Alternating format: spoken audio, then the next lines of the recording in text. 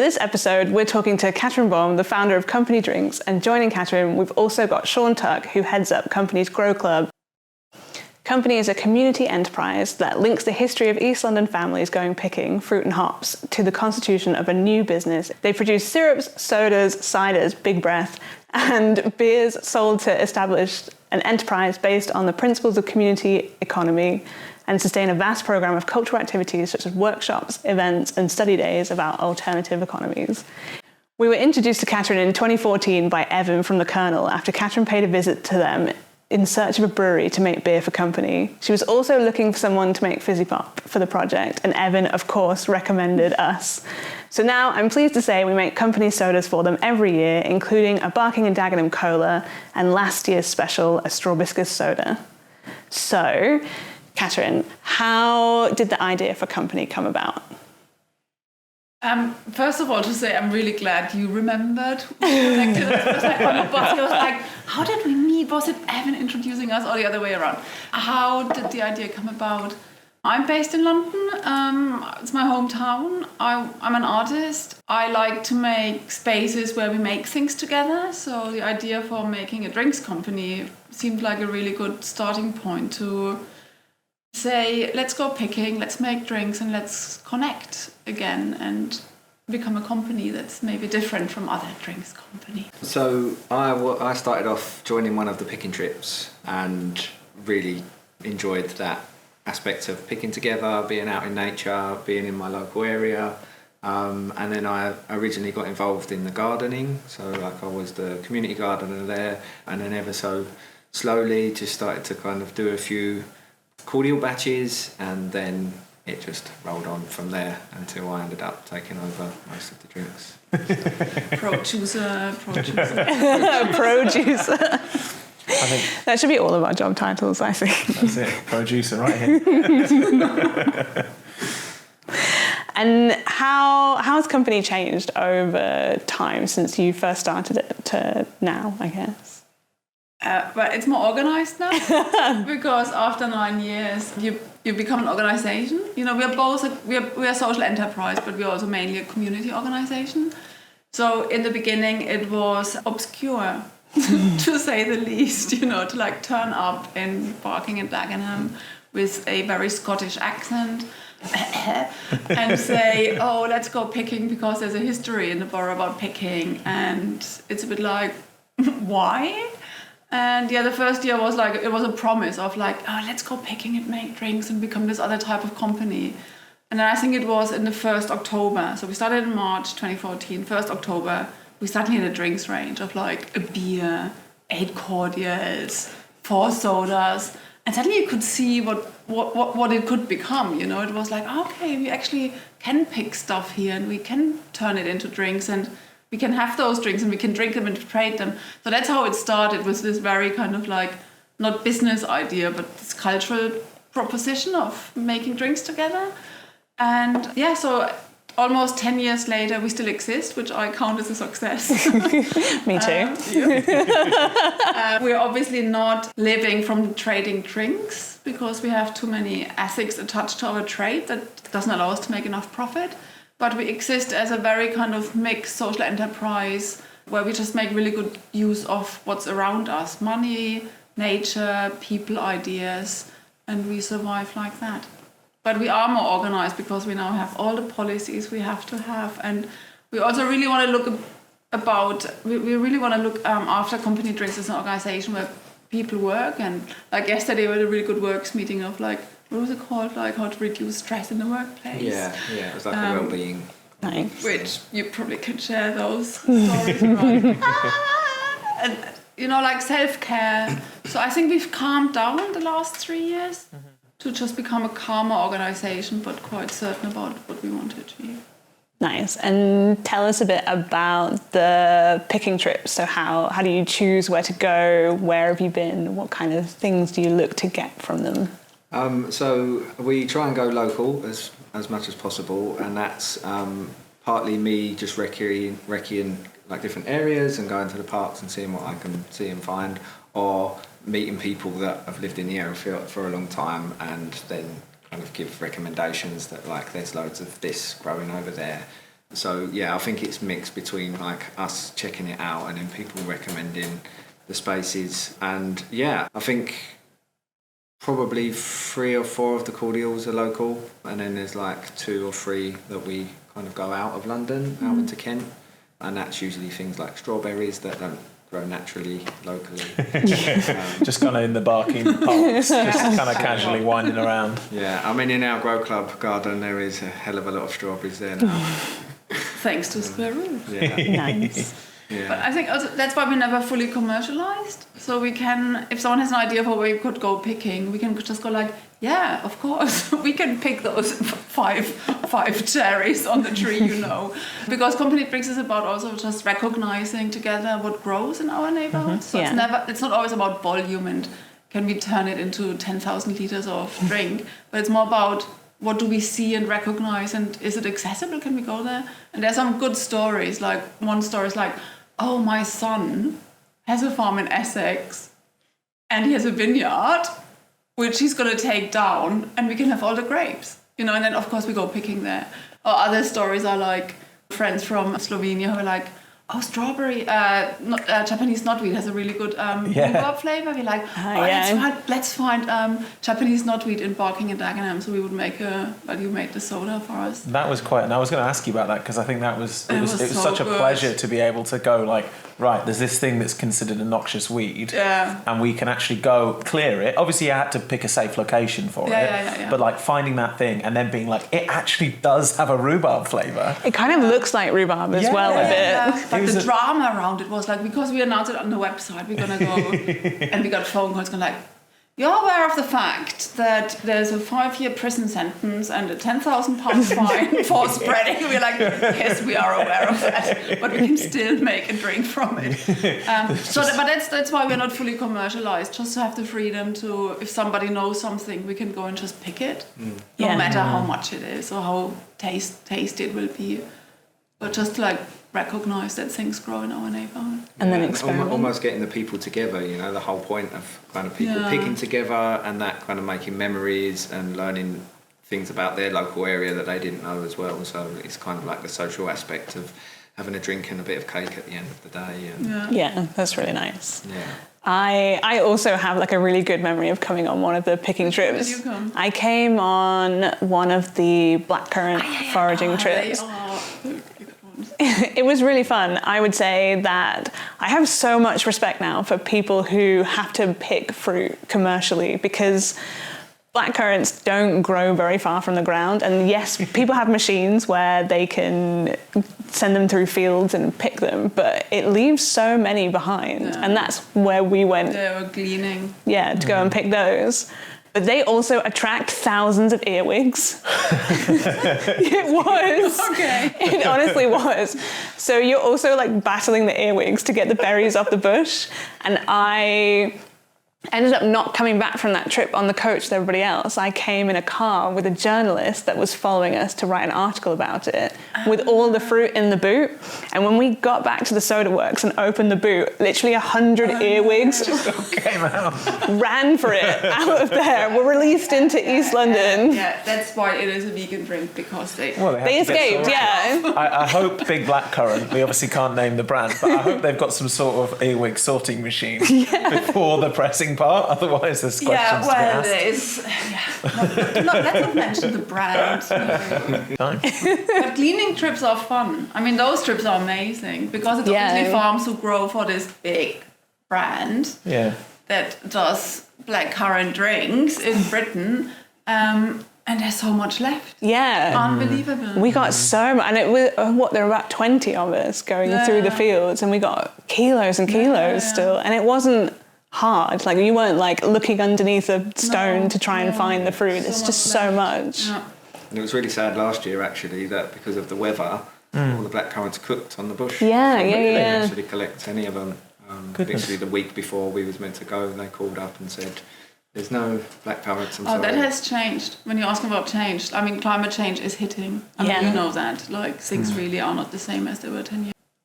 Well, what was it like setting up in Barking? Because obviously you've got a premises in Barking Pavilion. Yeah, that's another thing that's changed. Yeah, what was that like? So we started nomadic. We didn't have a base, which we felt in the beginning was easier. Like instead of saying, oh, here we are, come to us. We were very mobile, very flexible, just going to different groups who wanted to come picking and go to different places. And then we got offered this very beautiful outdoor bowling pavilion with its grounds. And I mean, we just feel very lucky, you know. We have a headquarters in a park next to a river, next to a lake. Very calm location, but also that gave us space to become more of a community space, because we have a nice big club room, we have a production and training kitchen, we have storage. You talk about the garden. Yeah, so we started to set up the community garden there, so we've got access of like growing herbs and kind of flowers within the garden there, and it's also kind of gated as well, so like it's fenced and gated. So since kind of over the last few years, we've been progressing on more community-based events and not just drinks-based. So obviously... Sorry, can we just get that again about the garden? Just lost your audio. Okay.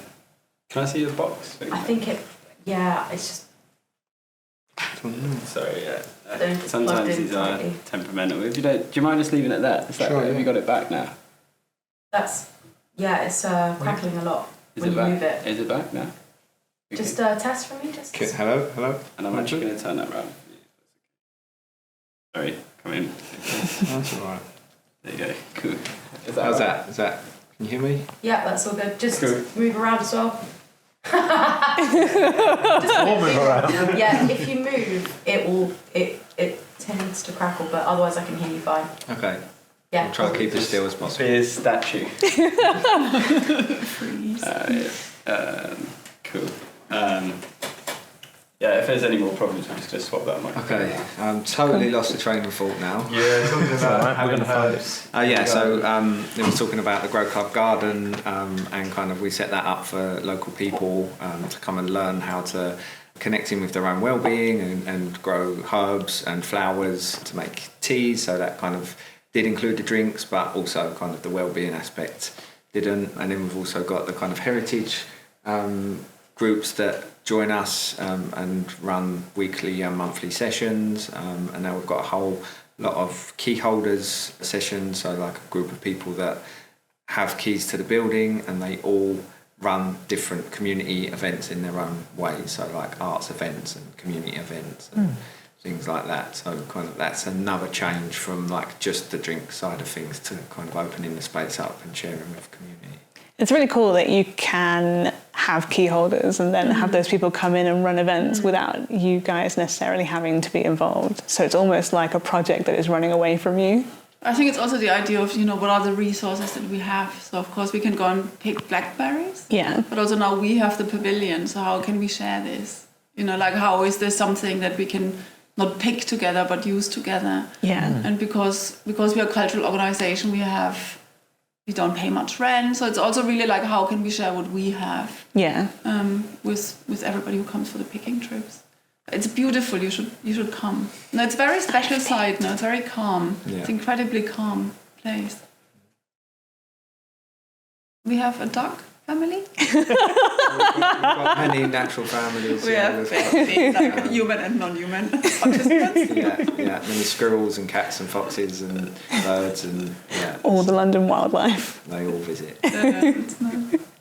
Nice. And tell us about the company set of values. We've mentioned a little bit, but I think it'd be really good to talk about them. Well, I can start. I think it was when we have a lot of freedom because we're not producing for shelves in supermarkets, so we can use the drinks to do many different things. So we make those cups, which you can't see, but they're standing in front of us, where we kind of put messages on the cup. So it's about the values of the organization.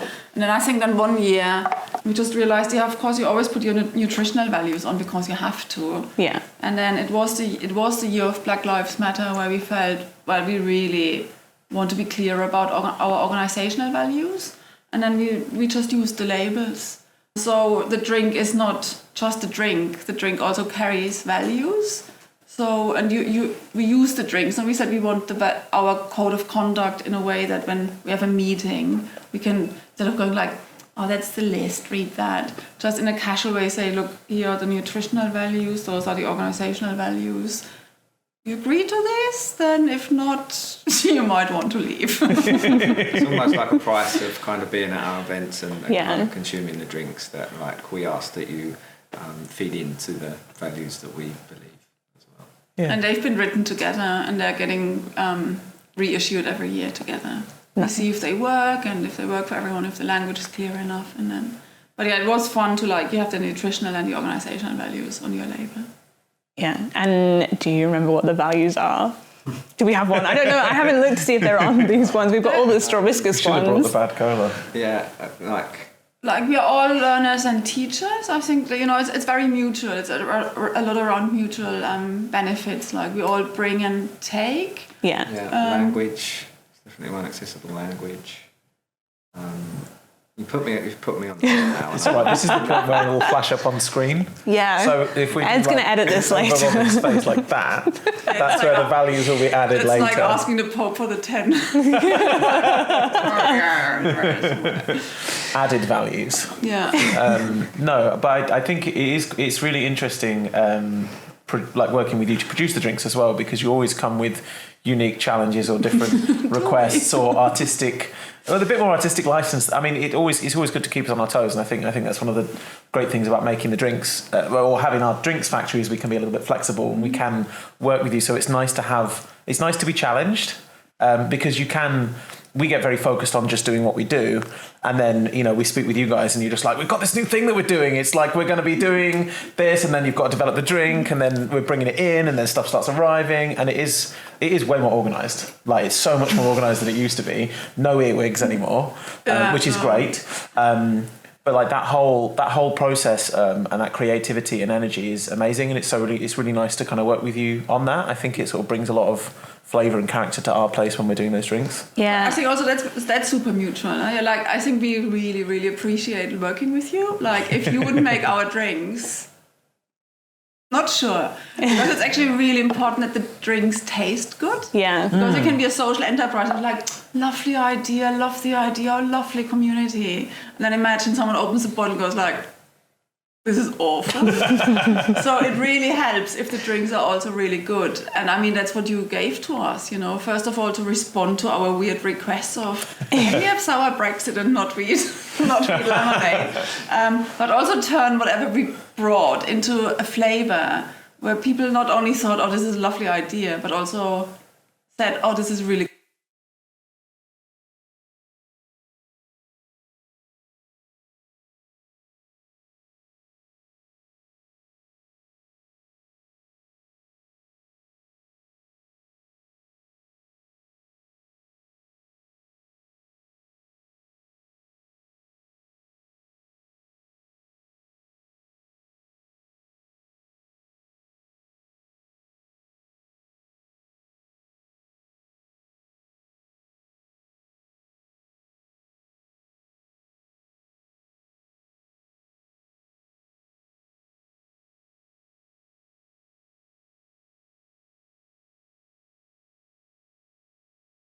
friend of ours, Kate Rich, and she reverse engineered the Coke recipe, so she can actually do it in a workshop format. We thought that's great to just talk about soft drinks and policies around like how are drinks, like what are those drinks? There's sugar and water basically and some flavor.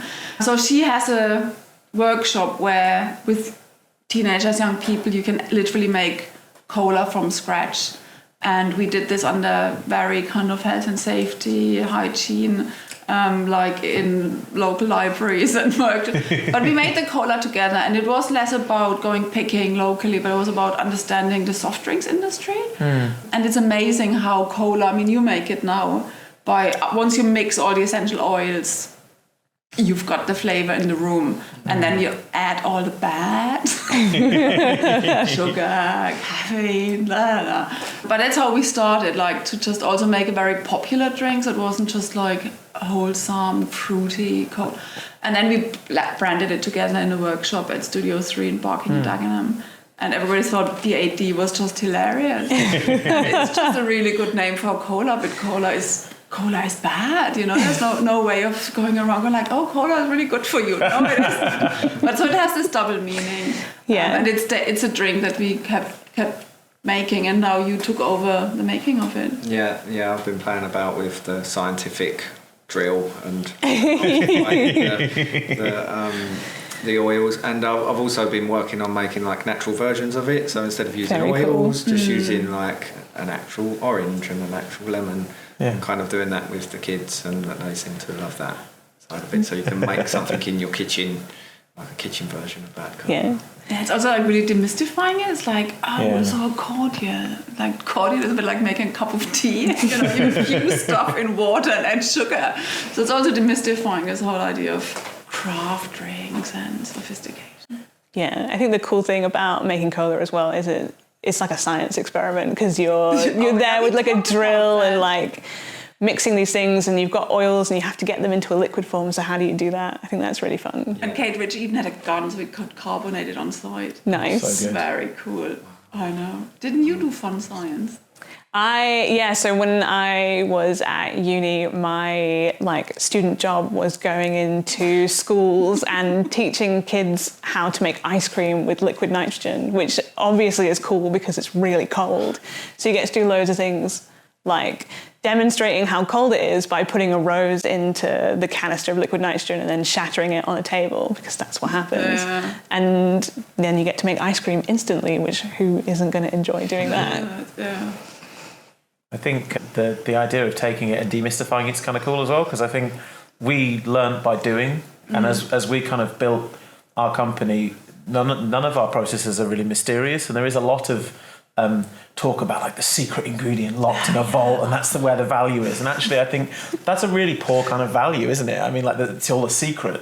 I think the idea of having transparency and the idea of having like teaching people about process and like celebrating process and where things come from and knowledge about that is really cool. And especially, I think that's how it's how I got into food. Was I joined a community group in North London, and we would kind of go in. Harvesting apples in people's gardens and taking them to a park, and we juiced these apples in Finsbury Park, and it was amazing. We got like just a wooden cider press, and someone came up and they'd just been to KFC, and their kids were drinking some Pepsi out of a cup, and we were juicing apples, and the apple juice was going down the wooden press and into a cup, and we gave it to the kids, and the mother said, "Oh, isn't that a bit dirty? Like it's going in the wood and it's going in the cup." And I'm just like, "You're drinking cola and like you're questioning the apple juice." And I was like, right, there's something interesting going on here. I think we need to engage people about food a little bit more and teach them about how all of this works, because I think there's a lot people don't know, and I was kind of really intrigued by that. So I think you're a lot more connected to that. Maybe you've got more experiences of that type of thing. With the bad cola, the same, because people are like, "Oh, so have you listed all your ingredients?" And you're like, "Well, has Coca-Cola listed all the ingredients?" They haven't, because they like put weird numbers. So, and then we had this very cool chemistry teacher in Dagenham. He was like, "Let's bring the colas to a chemistry lab and test them." And they tested them on all sorts of ingredients like starch. Okay. And it was most of the kind of commercial colas. And I was like, why is that in there? And where is it on the label? So it's actually quite fun to then also like reverse the process and say, this is actually quite clean, even if it's not made at the biggest stainless steel factory. This is actually much cleaner and healthier and other stuff. Yeah, I think that's one of the things that almost shocked me when we started doing Square Root, is the number of things you can get away with not putting on the label because you call it a process aid.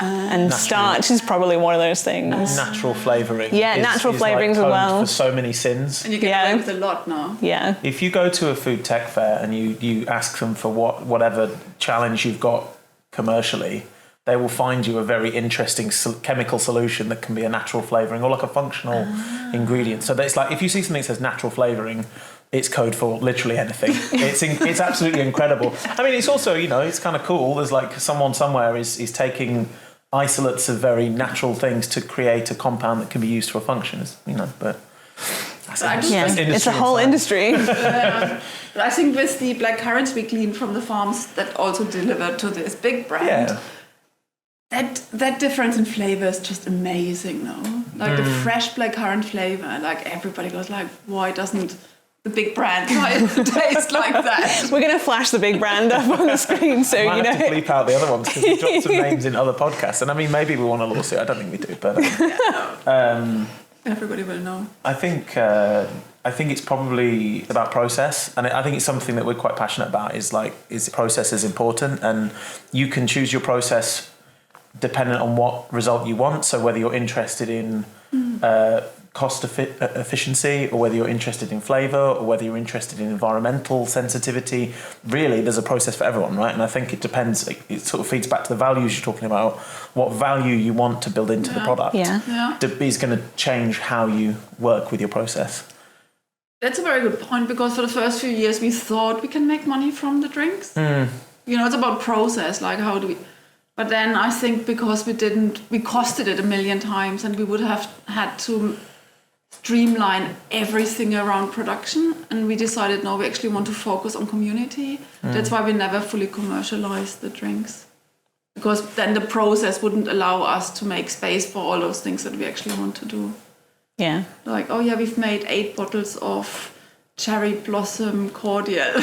not really a good commercial idea. But a lot of fun. So we have one of the drinks we made last year on the table. How did this one come about? Yeah. And there's going to be some horrible continuity issues now because these guys are all poured and drunk. So I'm not going to say that bit again because we've already opened the drinks and I can't point that out. We had that on tape anyway. Yeah, that's on tape. Great. How did that one come about?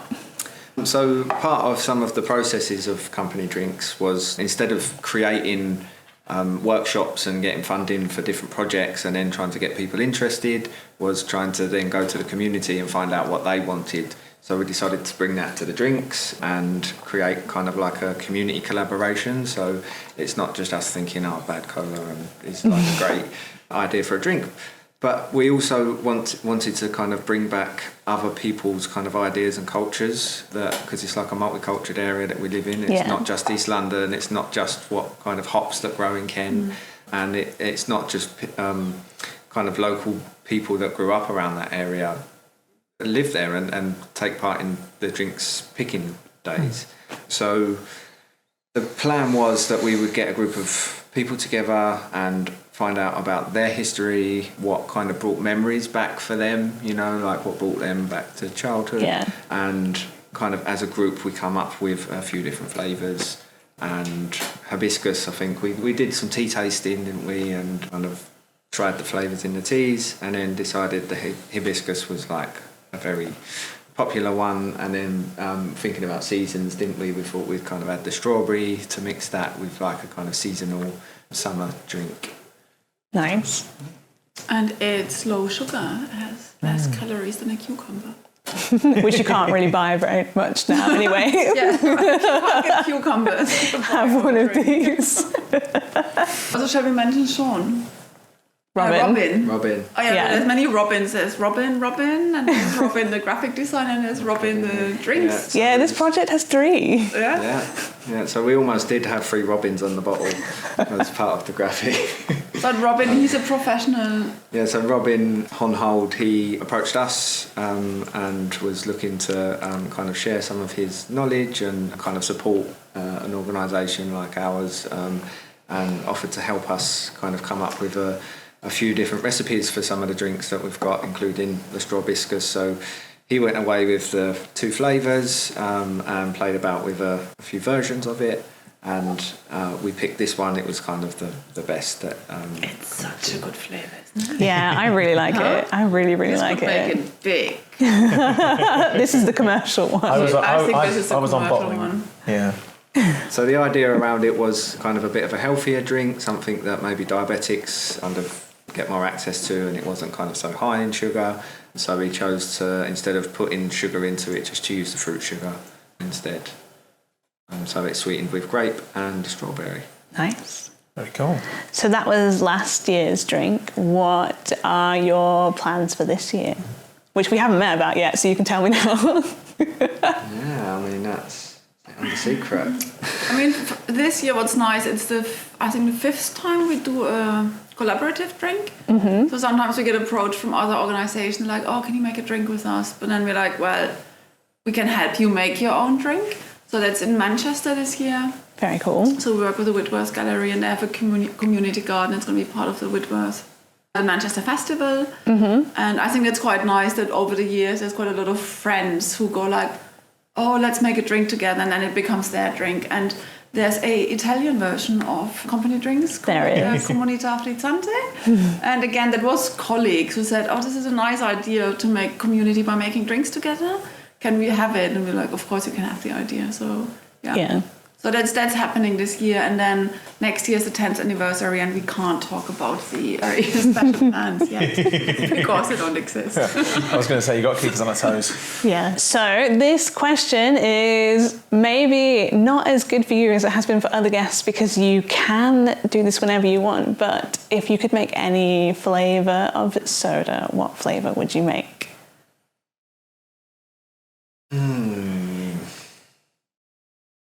That is a very good question. It's a tough question to ask people that make drinks, I think. Yeah. I mean, like on scale, there's lots of like I'm very interested in foraging, you know. So like, there's a lot of things that I would like to play with.